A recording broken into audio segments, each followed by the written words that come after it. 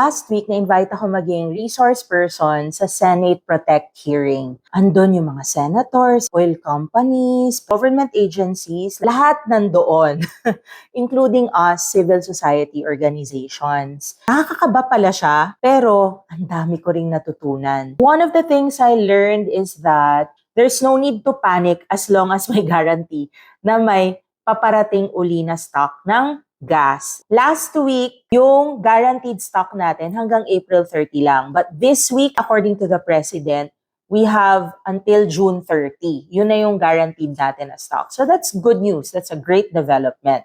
Number two, even if we wanted na mag-imbak tayo ng maraming gas at oil, honestly, wala rin tayong lagayan. So, yun na talaga yung best option natin. It is to negotiate with other countries to make sure na lagi tayong may supply ng oil and gas. Number three, maraming kinakausap yung gobyerno natin para ma-make sure na hindi tayo mawawalan ng gas. Last week, ang dumating is from Russia.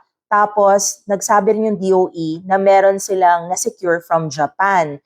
This week naman, yung DFA nag-negotiate kay Iran para makadaan yung mga barko na papunta dito sa Pilipinas. That's really good. Number four, locally, nagsastart na rin tayo ng oil and gas exploration. So while I think the government can still do more, in all honesty, we are in a much better position than other countries. Kasi, yes, mahal yung gas sa atin dito, pero at least wala tayong shortage. Hindi tayo nagrarasyon.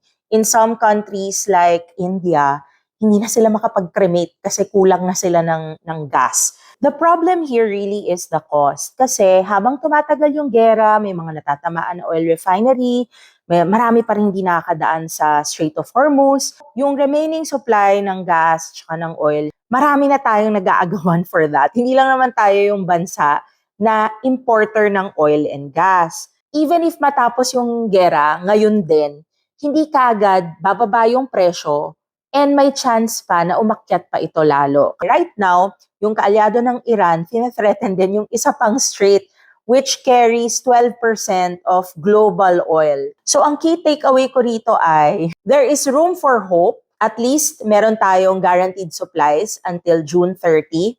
But there is a question mark on magiging magkano kaya ang gasolina by that time. And if you think na ramdam na natin talaga yung full effect nitong war in the Middle East, hindi pa. So let's pray for world peace, but let's also stay calm and be prepared.